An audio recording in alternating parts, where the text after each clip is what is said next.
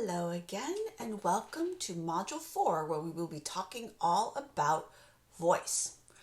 I'll be talking about what voice is exactly and how voice impacts all forms of creative writing across genres. And by genre, I mean the type of creative writing a person is engaging in, whether it's a poem or a piece of fiction or nonfiction. All of them require voice. So what do we mean when we refer to voice? The reading for this week gives us a definition. A character's voice is a chosen mimicry and is one of the most rewarding devices of imaginative writing, a skill to pursue in order to develop rich characters both in their narrative, and in their dialogue. What do we mean by narratives versus dialogue?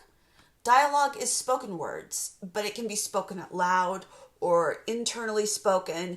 It can be summarized, it can be paraphrased, but it's still dialogue, something someone said. Where narrative is basically everything else, all the other language that isn't dialogue, but it still has a particular voice to it. Another concept from this week's reading is point of view, or POV. Burroway defines point of view as a complex and specific concept dealing with vantage point and addressing the question, who is standing where to watch the scene that's unfolding? The answer involves the teller, the intended listener, and the distance or closeness of both the action and the diction. First person is probably the point of view that we all learn first, right? It's natural to us. We are natural storytellers. First person acts as a central narrator, the I, writing my story, as if it were a memoir, even if it's not. It uses I statements such as, I was only 6 years old when, or I remember that time. And of course, one of the most famous first person narrators of all time, Moby Dick, which starts, call me Ishmael. Second person point of view is an interesting choice, and it's not often employed, and you'll see why. It's one to be chosen carefully, as it is rather difficult to successfully pull off, especially in a longer work. You can occur within dialogue. I asked you to pick up my dry cleaning today, Frank said to Mary. The use of second person can also be as someone to whom speech, a poem, or a story is addressed. This can enhance intimacy, but it can also come across as voyeuristic and ultimately a little bit creepy sometimes. You, as a character, typically the reader will be addressed in such a way. The most common place we see the second person POV is in user or repair manuals. First you need to open the casing, then you need to do something else. There are several famous second-person novels, Bright Lights, Big City by Jay McInerney and Labrador by Catherine Davis. I also wrote a short story once in second person of a teenage girl who is talking to her cousin who is lying in the hospital in a coma. It can be done, but it takes some skill to make it work well. And then there's third person. Third person is a point of view that's used frequently in fiction and poetry, as well as the basic voice of the nonfiction writer. It is the most versatile voice, the voice with the greatest range of effects, from total objectivity to great intimacy. A lot of that, of course, is how it is being used. In the reading, you might have read that John Gardner gave an example in his famous book, The Art of Fiction. Here it is right here. I have a copy. It starts with, the big man stood in the doorway, but it ends with an interior thought. And even though that interior thought is given to us in second person, it's a totally third person narrative, as confusing as that may sound. Third person is the omniscient or godlike narrator sometimes. These particular narrators can know anything about the story, past, present, or future, and they are free to tell us what to think or how to feel. The omniscient narrator was a popular mode of writing in the 19th century novels. Charles Dickens, whom we read last week, employed this style to great effect. So did George Eliot in Middlemarch and Leo Tolstoy in War and Peace. Third person also included limited omniscient, who may go into the mind of one or perhaps two characters and also observe from the outside. An example of this is the novel Run by Ann Patchett. It is probably the most widely used of the third person perspectives used today. And then there's the objective, who may know no more than a person observing the scene. The facts and whatever present to the senses is all you get. Hemingway's short story, Hills Like White Elephants, is a great example of this. We don't know everything.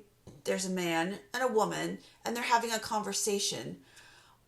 But we only get clues from what they say so we can figure out what's going on.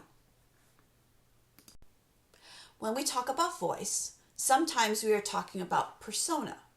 And we're going to get more into persona in a future presentation. But I wanted to direct your attention to two poems written by Louise Gluck. Let me explain the setup of these poems just a little bit. Louise Gluck was the poet laureate many years ago. Poet laureate of the United States is like the main poet of the country. She wrote a collection of poetry for which she won some major prizes, which was called The Wild Iris. The entire collection is based on things in her garden. Each plant takes on its own persona, and they speak to the gardener. In this particular poem, The Wild Iris, the wild iris is speaking to the gardener about death and how it might not be what the gardener thinks it is. If you've ever done any gardening, you might be familiar with flowers grown from bulbs like tulips or daffodils or irises. These lie dormant in the ground during the winter, but every spring they push their way up and pop back to life. So, here is the persona of the wild iris.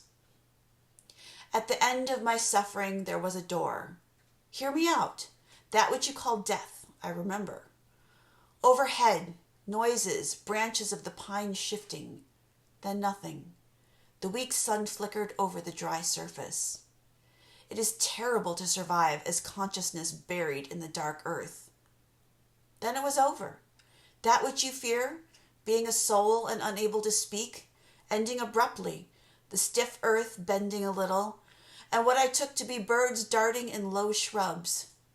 You who do not remember passage from the other world, I tell you I could speak again. Whatever returns from oblivion returns to find a voice. From the center of my life came the great fountain, deep blue shadows on azure sea water. Primarily and first, I think this particular poem speaks to that of an image of the flower itself. It's been a bulb underground and mostly dead, but it survives the winter, and it comes out and it goes to the center of its life, a great fountain. You see how the little yellow and white parts of the flower are in the center, and they look sort of like a fountain? So first is a descriptive poem that speaks to the senses. But it speaks to the senses in other ways. It tells us that it's terrible to survive as consciousness buried in the earth. So it tells us how to experience a death, but not to fear, because then it is over and they were back. It's not really a poem you have to sit and do a lot of mulling over. It's pretty there on the surface, but at the same time, it presents us with this lovely voice, this voice of the iris, the voice that has returned from oblivion to come back and tell about it. Let's look at another one. On a totally different perspective, also by Louise Gluck, we have something that people normally want to get out of their garden. They want to eradicate it. That is witchgrass. It's a weed, it reseeds itself, and it can quickly overtake a garden. Compared to a beautiful flower, it might not be considered something you'd want in your life. The witchgrass is once again speaking to the gardener. Something comes into the world unwelcome, calling disorder, disorder. If you hate me so much, don't bother to give me a name. Do you need one more slur in your language? Another way to blame one tribe for everything? As we both know, if you worship one God, you only need one enemy. I'm not the enemy, only a ruse to ignore what you see happening right here in this bed.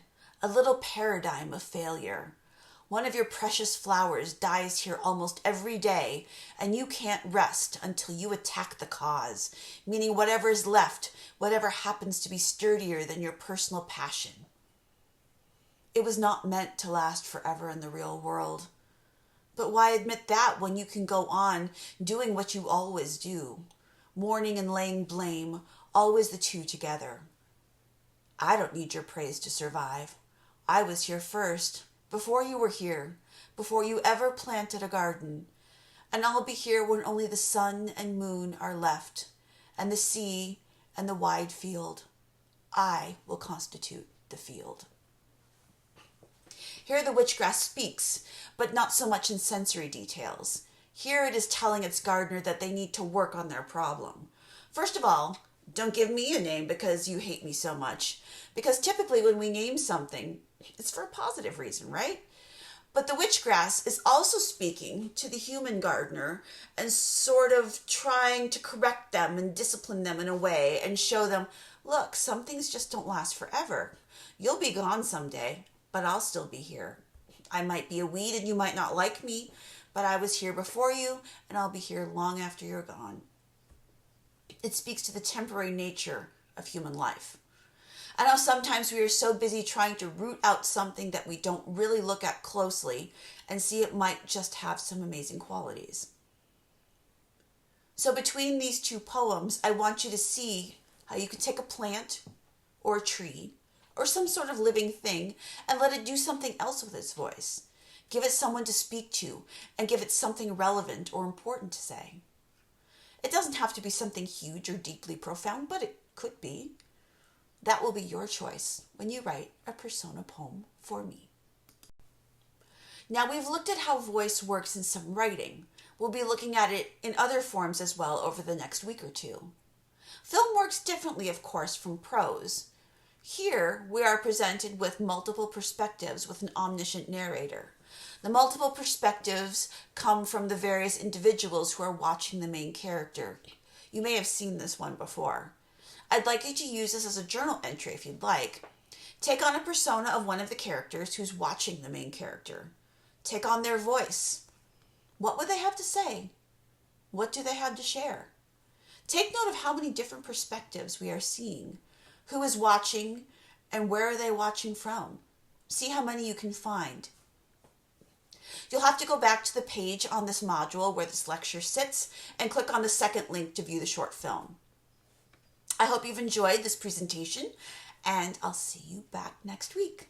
Bye.